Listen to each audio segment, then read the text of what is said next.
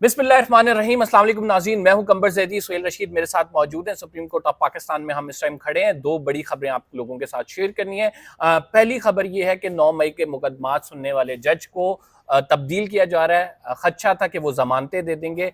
उन्हीं जज साहब जज एजाज साहब की जानिब से जो है पहले शाह महमूद कुरैशी और इमरान खान साहब को जमानत दी गई थी। आज जब उन्होंने फैसला सुनाना था तो इससे कबल उन्होंने कहा कि जिन लोगों को मैंने जमानत दी थी ये तो मुझे उल्टा ही पड़ गया है और मेरे खिलाफ तो रेफरेंस आ गया है। तो ये तमाम स्टोरी क्या है ये हम जो है सुहेल रशीद साहब के साथ डिस्कस करेंगे। इसके साथ एक और स्टोरी जो हम आज प्रोग्राम में शामिल करेंगे वो बेसिकली चीफ जस्टिस के हवाले से है। क्या चीफ जस्टिस को एक्सटेंशन दे के या उनके जो मुद्दत मुलाजमत है उसको फिक्स करके उनका टेन्योर बढ़ाया जाएगा, क्योंकि ये पहले खबर हम डिस्कस कर चुके हैं। अब इसका एक नया एंगल सामने आया है और वो नया एंगल ये है कि विफाकी हुकूमत की जानिब से कुछ ऐसे इकदाम लिए जा रहे हैं जिनसे अब चीफ जस्टिस का भी बाकायदा आर्मी चीफ की तरह तकर्रुर होगा। वो कैसे होगा, इसकी डिटेल्स क्या है, ये हम आपके साथ इस व्लॉग में शेयर करेंगे।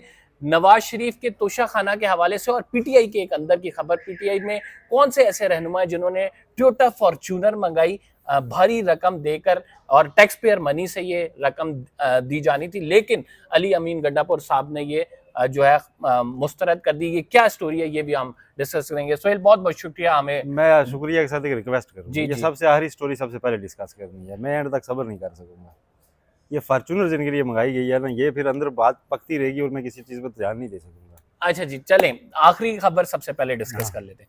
ये मिशाल यूसुफजई साहिबा है।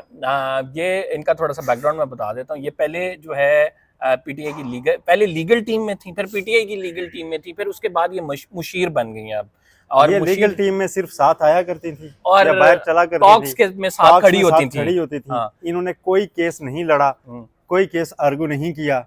ये इनके पास सुप्रीम कोर्ट का लाइसेंस नहीं था। इन्होंने सिर्फ एक इलेक्शन वाले मैटर में यहाँ बोलने की कोशिश की थी, उस पर इनको झाड़ पड़ी थी। ये इनकी टोटल कारकर्दगी है। दूसरी जानिब पीटीआई की लीगल टीम के सरदार मसरूफ एडवोकेट जैसे लोग हैं जो इतने मसरूफ रहे कि उन्होंने हजारों कारकुनान की जमानतें करवाई हैं केस आर्गू करके, और उनके पास कोई ओहदा नहीं है। टिकटॉक की परफॉर्मेंस के ऊपर अगर जो है यहाँ पे आपको पता है खालिद लाइन लगी हुई है। टिकटॉक की परफॉर्मेंस के ऊपर अगर आपने लोगों को नवाजना है और फिर सरकारी खजाने से उनको फॉर्च्यूनर लेके देनी है ना, तो ये 8 फरवरी का तो बताने दें यार, लोगों को पता तो लगे ना। खबर क्या है जी सोहेल साहब? खबर ये है कि इनको फिर लगा दिया गया, अली अमीन गंडापुर साहब ने मुशीर लगा दिया फलाह बहबूद का जो महकमा है उसका। अब फिर ये इनके खिलाफ इन्होंने एक चीज़ की, उसकी भी खिलाफ कैंपेन चली थी कि वो जब आटे की तकसीम हो रही थी तो इनकी तस्वीर पीछे लगी हुई थी, तो लोगों ने कहा कि यार भैया आप अपनी जेब से दे रही हैं, ये तशहीर क्यों कर रही हैं अपनी। फिर इसके खिलाफ फिर जो दूसरी कैंपेन इनके खिलाफ अभी राइट नाउ चल रही है वो ये है कि इनकी जो गाड़ी थी, इनके महकमे की गाड़ी, इन्होंने कहा वो ख़राब हाल है, खस्ता हाल है। अब जो है नई टोयोटा फॉर्च्यूनर आनी चाहिए। 1 करोड़ 74 लाख रुपए की टोयोटा फॉर्च्यूनर की समरी मूव हुई, अली अमीन गंडापुर ने मुस्तरद कर दी। इनकी सेक्रेटरी के लिए किया स्पोर्टेज की समरी मूव हुई जो कि अली अमीन गंडापुर ने मुस्तरद कर दी। फिर बाद में कुछ जराए ये भी बताते हैं कि दोबारा वो समरी मूव हुई, तो ये मीडिया में अब ये उछला है कि जियो पे मुस्तरद हो रही है, ये अच्छी बात है। हाँ, अली अमीन गंडापुर साहब मुस्तरद कर रहे हैं तो दैट्स फाइन। लेकिन अगर इसमें जिस स्टेटस को के लिए पीटीआई जो है खिलाफ लड़ती थी, अगर वही पीटीआई का हम ये कह सकते हैं ओढ़ना बिछोना बन जाए तो बड़े ये अफसोस की बात होगी। तो इस बार समरी ना वार्निंग के साथ मुस्तरद होनी चाहिए कि ये हम करने नहीं आए, ना ये 8 फरवरी का मैंडेट है, और ना ही आपने मतलब ना साथ यहाँ पे बहुत कारकुनान आ जाएगा फिर सारों को एक फॉर्च्यूनर दे और उनको ओहदा भी दे। ये तो कोई तरीका नहीं है। पब्लिक मनी को आपको प्रोटेक्ट करने के लिए लोगों ने रखा है। आपने नारा लगाया था कि लोग ना बड़े चोर डाकू हैं बाकी, और हम आपका तहफ़्फ़ुज़ करेंगे। इसलिए नहीं कि आपको लोगों ने उस दिन वोट दे दिया कि जनाब आप जाएं, अब आपने बड़ी खिदमत की, आपने बड़ी टिकटॉक्स पे वीडियो शेयर की हैं कि आप फलां जगह भी पहुंच गए, फलां जगह भी पहुंच गए, फलां जगह भी पहुंच गए। फिर क्या किसी केस में आपने आर्गू किया है? कभी कोई फाइल स्टडी की है? कभी किसी केस पे आगे मेरिट पे कोर्ट के सामने आपने जसारत किया कि आप बोलें, या किसी केस को एज वकील आपने कंसिडर किया है? बस हम आगे हैं जी, वो वकील साहब अभी नहीं आए, ये आप इन्फॉर्म कर रहे हैं। आपका टोटल काम ये था। उसके बदले में आपको जो लाइमलाइट में एक शोहरत मिली एक अच्छे कारकुन के तौर पे और एक खातून के तौर पे, उसको हम ज़रूर रिस्पेक्ट करते हैं, किया जाना चाहिए। ख़वातीन को आगे आना भी चाहिए, उनकी रिस्पेक्ट भी होनी चाहिए, उनको पॉलिटिकल स्पेस भी बाकियों से ज्यादा मिलनी चाहिए। केपी के से मैं पूरी बात करूंगा, 1 मिनट। केपी केस हैं आप, जहाँ पे ख़वातीन को ज़्यादा निकलने नहीं दिया जाता, आप निकली हैं, आपको इज़्ज़त की निगाह से देखा जाता है, आप की इज़्ज़त होनी भी चाहिए, आपको पार्टी में स्पेस भी मिलनी चाहिए।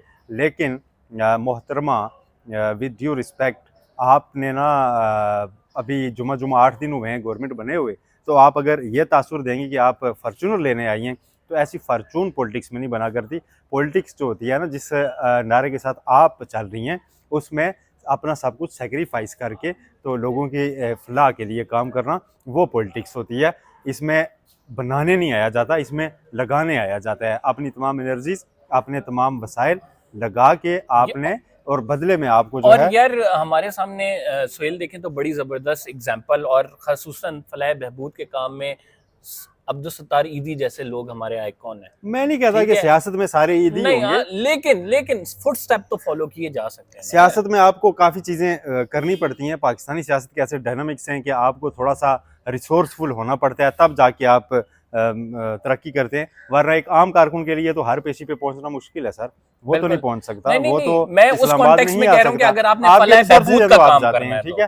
तो आप रिसोर्स इन्वेस्ट करते हैं पार्टी में ज़रूर, लेकिन इसमें टोटल आपका जो पे बैक होता है ना, उसको ये समझा करें इनर सेटिस्फेक्शन, कि आपको इनर सेटिस्फेक्शन हो गई है, दैट्स इनफ। आपको कोई ओहदा मिल गया, आपका रिगार्ड हो गया, उसको हमने कभी क्वेश्चन नहीं किया। ठीक है जी, आप खवातीन की फलाह के लिए काम करें, क्योंकि आप केपीक्यू को, शरिये को अच्छा समझती हैं, आप जाती हैं इधर उधर, आप के ज़्यादा हौनो है, आपकी रीच है पॉलिटिकल क़यादत तक, क्योंकि आप आती रही हैं पेशियों पे, आपने काम किया होगा अपनी पार्टी के लिए, लेकिन फॉर्चूनर्स लेने के लिए नहीं। और वो अवाम का पैसा है। अब सुहेल थोड़ा सा आगे निकलते हैं, हमने मिसाल पे काफ़ी डिस्कस कर लिया। आगे की स्टोरी ये है ब्रो के जो सबसे पहले वो वाली डिस्कस कर लेते हैं ना, ये जो जज साहब को रिमूव किया गया है, बड़ा अनफॉर्चुनेट है। एक जज रिमूव कर साहब दिया गया, या मतलब यानी उन्हें करने से मुकदमात उन्होंने नहीं पहले सुने, खबर बता फैसला। दें। खबर क्या है? खबर ये है जी कि जज साहब 9 मई के मुकदमात में जो मुल्ज़िमान थे, 9 मई के हवाले से उनके मुकदमात सुनने थे। जज साहब का नाम एजाज साहब है, और वो एजाज साहब जो हैं वो लाहौर की रावलपिंडी बेंच की जो अदालत है उसमें बैठते हैं। और इनके हवाले से अभी जो खबर आई है, इन्होंने कहा कि मैंने मुकदमात का फ़ैसला किया और उसके ज़मानत दी, और उसके हवाले से जो है मेरे ख़िलाफ़ एक रेफरेंस दायर हो गया, और उस रेफरेंस में बुनियाद ये बनाई गई है कि ये पहले बार के रुकन रहे हुए हैं और ये अपने अपनों को नवाजते हैं। लेकिन इन जज साहब ने पीटीआई के लोगों को एक्सपेक्टेड ये था कि जमानतें देनी थी जो 9 मई में मुलव्वस थे। अब ये एक बहुत बड़ी डेवलपमेंट है, लेकिन इस तरह से मीडिया पे हाईलाइट नहीं हुई। क्या कहेंगे? ये तो फिर सीधा सीधा मतलब पंजाब गवर्नमेंट अगर ये कहेगी कि जी आप हमारी मर्जी पे चलें तो आप जज रहेंगे, आप मर्जी पे ना चले तो आपको हटा दिया जाएगा। मेरा ख्याल है ये जो रेफरेंस है ये हजम नहीं हो पाएगा दायर करने वालों से। ये अगेन पंजाब हुकूमत ने बेसिकली जो है ना इसमें हुकूमत अदम एतमाद की है। अदम एतमाद उनका क्या काम बनता है? अदम एतमाद करना। पंजाब हुकूमत तो इसमें पार्टी नहीं है, ये तो प्रोसिक्यूशन एक अलग वो होता है, स्टेट होती है। पंजाब हुकूमत, chief minister Punjab and her cabinet, उन वो कैसे गरीब डूब हैं? अगर कोई बंदा जमानत ले रहा है तो उनका क्या काम बना उसमें? वो बेसिकली जमानत का तो बहाना बनाया ना उन्होंने, कहा कि अपने अपनों को नवाजते हैं, ये पहले अच्छा, बाहर के वो रहे हैं, बाहर के ओहदेदार रहे हैं ना, अगर तो इस हाँ। बात में अगर जजेस फारिग किए जाने लगे ना तो आपकी कोर्ट्स आधी खाली हो जाएंगी। आधी कोर्ट्स बाहर खाली का हो ओहदेदार वो बनता है जो कि एक बड़ा एक्टिव और बड़ा अच्छा वकील होता है, और उसकी बड़ी अंडरस्टैंडिंग होती है। उसको बाहर में ना जाएंगे। यार लोग सिंपल वकला कर देना इलेक्ट लोगों के करते हैं, लिए कि वो ठीक है? आपने 9 मई वालों को जमानत दे देनी थी, इस वजह से हटा दिया। सिंपल कर दें लोगों के लिए। नहीं, हटा दिया क्या मतलब? ये हटाया ऐसे नहीं जा सकता। आप मुझे एक चीज़ आप समझ लें, लाहौर हाई कोर्ट में इस वक्त जो है ना कौन सा ग्रुप पावर में है वो भी आप देख लीजिएगा, और लाहौर के वकला जो है उनके इस वक्त क्या जज्बात हैं वो भी देख लीजिएगा। और लाहौर की गवर्नमेंट की जानिब से, अगर पंजाब गवर्नमेंट की जानिब से जजेस को इस तरह से टारगेट किया जाएगा तो मेरा ख्याल है ये अनअटेंडेड मामला नहीं जाने वाला। इस पे उनको ना बैक फुट पे जाना पड़ेगा अगर ये ऐसा किया है। और इन्हीं जज साहब ने इमरान खान और शाह महमूद कुरैशी को फरवरी में गालिबन जमानतें दी थी 9 मई के केस में। तो बस फिर उसके बाद आ गया मामला। जस्टिस मोहसिन अख्तर कियानी साहब ने 1-2 केसेस के ऐसे फैसले दिए थे, उसके बाद उनके खिलाफ रेफरेंस चल रहा था, अभी तक कोई कंक्रीट चीज़ नहीं आई। तो ये मेरा ख्याल है एक प्रेशर टैक्टिक्स है, और जजेस को प्रेशर में लाने का एक तरीकाकार है, लेकिन ये मुझे वर्क करता दिखाई नहीं देता। अगली खबर की जानिब मूव करते हैं। अगली खबर जो है वो नवाज शरीफ के तोशा खाना से मुतल्लिक है, और तोशा खाना में अब नैब ने जवाब जमा कराया है, और नैब ने जवाब जमा कराया कि ये जी सरकारी पूल से गाड़ियां ली गई हैं जी, और नवाज शरीफ तो इसमें मुलजिम नहीं है, नवाज शरीफ तो उनका ताल्लुक नहीं है। तो ज़रा बताएं कि जो रूल्स हैं वो रूल्स क्या कहते हैं कि ये गाड़ियां ली जा सकती हैं या नहीं ली जा सकती सर तोशा खाना के हवाले से? नैब ने ना बच्चा समझ रखा है सबको आजकल, कि लोगों को कुछ पता नहीं चलता। सर तोशा खाना के रूल्स की रूल नंबर 11 बड़ा कैटेगोरिकली कहता है कि एंटीक्स आइटम्स और गाड़ियाँ जिस बंदे को मिलती हैं वो बंदा वापस नहीं खरीद सकता। नवाज शरीफ साहब ने वही गाड़ी ली है जो उनको तोहफे में मिली हुई थी, ठीक है।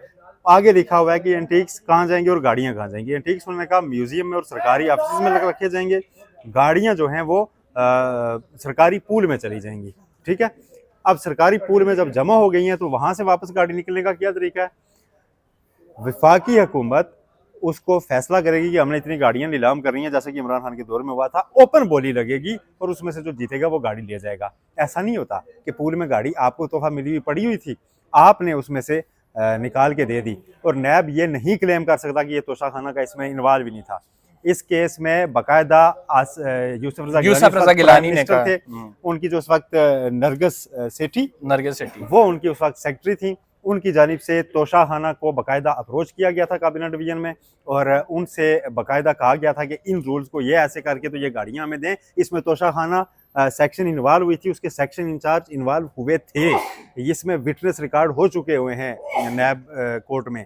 उसके बाद नैब आगे कहे कि ये तो तोशा खाना का मामला ही नहीं बनता था, ये मतलब ना वो बनाने वाली बात है, एब्जॉर्बेबल नहीं है, ये हजम नहीं हो सकती। ये बनाने वाली बात है कि जी आप मामू बना रहे हैं सबको ना, कि जी ये इनका तोशाखाना रूल्स कहते हैं कि ये पूल में जाएंगी और पूल से, और कैटेगोरिकली लिखा हुआ है can't be purchased by the recipients, जिनको ये तोहफे में मिली हैं वो नहीं खरीद सकेंगे।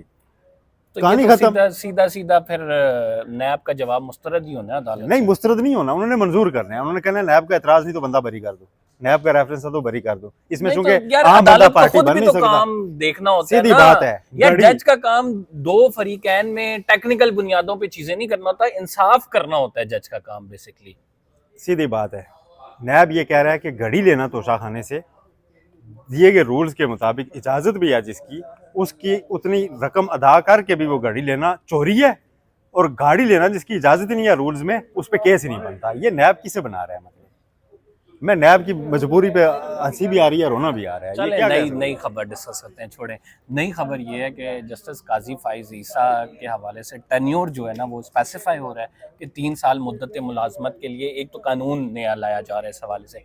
दूसरा ये है कि आर्मी चीफ की तर्ज अमल पर, कि जिस तरह से आर्मी चीफ को सिलेक्ट किया जाता है कि जो सबसे कॉम्पिटेंट होगा मेरिट पे उसे सिलेक्ट किया जाएगा और वो पॉलिटिकल जमातें करेंगे, वज़ीर आज़म करेगा, ठीक है। तो अब इस तरह से चीफ जस्टिस को भी पॉलिटिकल हुकूमत सेलेक्ट करेगी जो उनमें सबसे कॉम्पिटेंट होगा। इस तरह की कोई कानून साजी लाई जा रही है। मोहम्मद मालिक साहब जो एंकर हैं उन्होंने इसका इंकशाफ किया और उन्होंने कहा है कि सुप्रीम कोर्ट ऑफ पाकिस्तान में जो चीफ जस्टिस होगा वो अब, पहले तो ये सीनियरिटी पे होता था कि जो सबसे सीनियर है वो चीफ जस्टिस बन जाएगा।